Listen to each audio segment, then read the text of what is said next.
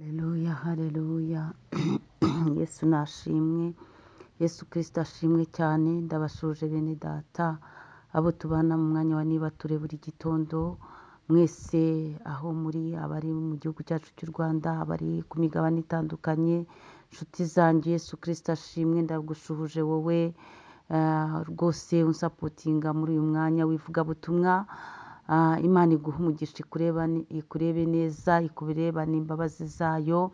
Bakristo b'itorero Elayono Mountain Church mu Rwanda, dukomeje kubana mu bihe byiza byo gusenga mu minsi 40. Imana ibaha umugisha, Yesu Kristo ashimwe. Iki gitondo twongeye kubanza Imana hose muri byose, twongeye kwishingikiriza ku imbaraga z'Imana ishobora byose. Imana izinze ijoro izinguye amanywa, Imana ishimwe. Imana irabyongeye iravuze ngo bahubayeho urahumetse biremeye. Imana ishimwe cyane, tuyizamuriye icyubahiro mu mitima yacu. Aho uri hose ubanza Imana hose muri byose. Imana ishimwe cyane. Turacyari muri teme y'ijambo ry'Imana igira iti Imana ni umugiraneza dufite. Imana ishimwe. Imana ni umugiraneza. Imana niyo igira neza. Imana niyo ifite urukundo. Imana niyo iturengera. Imana niyo iturwanirira intambara tuzi n'izo tutazi kandi ikazinesha. Imana niyo iduteturura. Imana niyo iduhindurira amazina n'amateka. Imana ishimwe. Iki gitondo dufite impamvu yo kujya tubyukira imbere y'Imana dusenga, kubera ko twarayibonye mu buryo bumwe ndetse n'ubundi. Imana yagiye inyuza kugira neza kwayo imbere yacu. Imana yagiye itugirira neza, natwe turi abagabo bo kubihamya, turi abahamya b'iby'Imana yakoze. Imana ishimwe. Nyemerera rero muri iki gitondo turi muri teme yacu igira iti Imana niyo mugwaneza dufite. Unyemerere twongere tuzirikane ku neza y'Imana yacu, twongere tuzirikane ku rukundo rwa Yesu Kristo, tuzirikane aho Imana yatuvanye n'aho yatugejeje. Njya nshaka yuko uzirikana ubuhamya bwawe. Biraryoha iyo wumva ubuhamya bw'abandi, ariko si ubuhamya bwawe bwo buroroshye. Iby'Imana yakoze ku buzima bwawe ni bike. Iby'Imana yakoze ni bike koko. Niyo mpamvu umaze kubikusanya ugomba kugaruka imbere y'Imana ukayishimira. Ukayishimira ibyo yakoze byose. Uhereye mu kwa mbere k'uyu mwaka ukageza muri uku kwezi kwa 12, ibintu Imana imaze guturitsa ku buzima bwawe ni byinshi cyane cyane cyane. Ni byinshi rwose.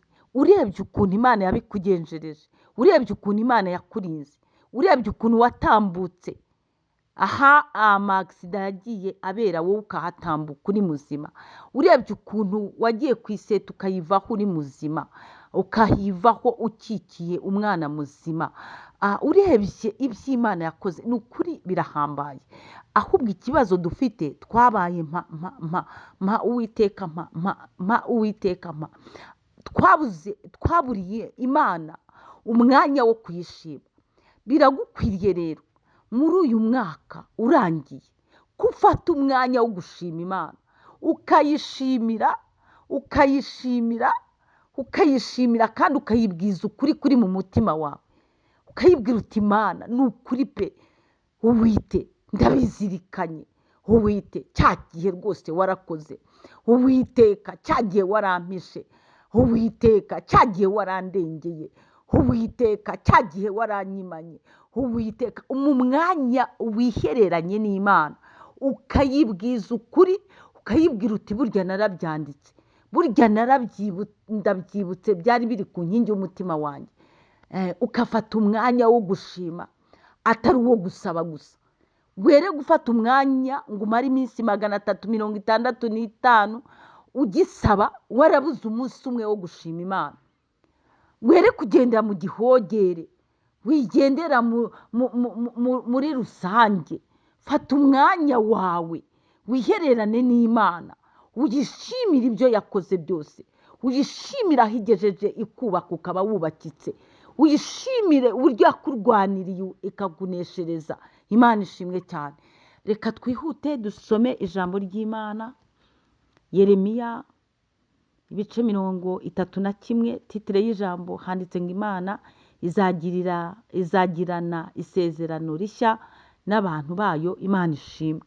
Hari isezerano rishya Imana igiye kugirana nawe muri uyu mwaka tugiye gutangira uri imbere yacu mu minsi mike wa 2026. Hari isezerano ry'iby'Imana izakukorera muri uriya mwaka. Hari uburyo Imana iri gutegura kukugirira neza. Hari uburyo Imana iri gutegura kuzabana nawe muri uriya mwaka. Reka dusome umurongo wa 3 gusa. Uwiteka yambonekeye kera ati ni ukuri nagukunze urukundo ruhoraho. Imana ishimwe. Imana hari ikivuganye nawe muri iki gitondo. Yakubonekeye kera, yavuganye nawe kera. Birashoboka ko wumvise, niba utaranumvise hari icyo wabonye Imana yakoze ku buzima bwawe kera. Yakubonekeye kera. Imana ishimwe cyane. Rero hari ikindi kintu Imana ikwibukije. Ni ukuri nagukunze urukundo ruhoraho. Imana yagukunze urukundo ruhoraho. Urukundo rw'Imana ntabwo ari urwo muri 2025 ngo 2026 rukuveho. Imana ikubwiye ijambo rikomeye. Nagukunze urukundo ruhoraho. Imana yagukunze urukundo rutarangira, urukundo rutari urw'agahararo, urukundo rutari urwa kontara. Imana yagukunze urukundo ruhoraho. Imana ibyira bikwibukije. Imana yagukunze urukundo ruhoraho. N'urw'uyu munsi n'urw'ejo hazaza. Imana yagukunze urukundo ruhoraho. Urwo rukundo rw'Imana nirwo rwayiteye kukurengera, nirwo rwayiteye kukwihanganira, nirwo rwayiteye kukuburanira, nirwo rwayiteye kugukorera ibitangaza. Yagukunze urukundo ruhoraho. Iryo ni ijambo Imana ikubwiye muri iki gitondo cya nibature. Urigendane, urizirikana mu mutima wawe. Uwiteka yagukunze urukundo ruhoraho. Abana b'abantu bagiye bagukunda. Urukundo rukugambiriyeho ibyo bagaburira, urukundo rukugambiriyeho ibyo bakomororaho. Ariko Uwiteka avuganye nawe. Yagukunze urukundo ruhoraho. Ukennye iragukunda, wakize Imana iragukunda, urwaye Imana iragukunda, uri muzima bimeze neza Imana iragukunda. Imana iravuze ngo yagukunze urukundo ruhoraho. Imana ishimwe cyane, yihereze icyubahiro. Abana b'abantu impamvu bakubabaje, bagukunze urukundo rw'agahe gato, bagukunze bakugambiriyeho ikintu runaka, kirangiye bagendana nacyo. Rero aho Uwiteka niwe mugira neza dufite.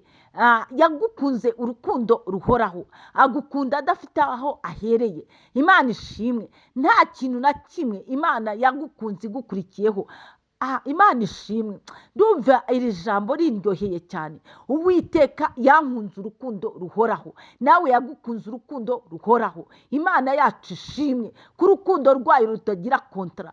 Imana ihabwa icyubahiro ko urukundo rwayo ari urw'ubuziraherezo. Imana ihabwa icyubahiro. Uwiteka yagukunze urukundo ruhoraho. Imana ishimwe cyane. Imana ihabwa icyubahiro. Nicyo cyatumye ngukuruza ineza nkakwiyegereza. Haleluya. Imana ishimwe. Iri ni ijambo Uwiteka yabwiraga abantu barokotse inkota. Ni abantu barokotse inkota, ni Abisiraheli barokotse inkota ya Farawo n'Abanyegiputa mu nyanja. Cya gihe yari bubatsembere mu nyanja, arangije Uwiteka arabarokora.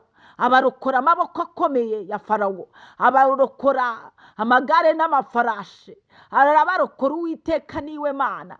Arabarokora bambutse inyanja itukura.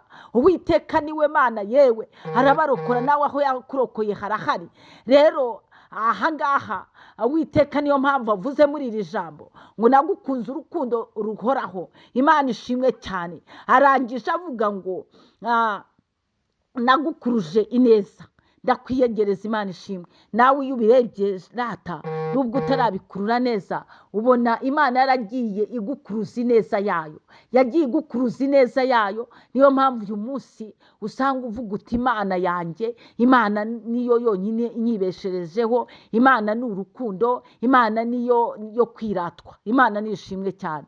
Rero ngo yagukuruje ineza yayo, irakwiyegereza kandi gukunze urukundo ruhoraho. Urwo yagukunze muri uyu mwaka nirwo uzongera igukunda umwaka utaha, nirwo izanagukunda imyaka uko izagenda ikurikirana. Imana ikugiriye neza, ni ukuri Imana yagukunze urukundo ruhoraho. Shalomu shalomu, ubizirikane ku nkingi y'umutima wawe kandi uhahe uronke uhirirwe n'Uwiteka. Imana iguhe umugisha.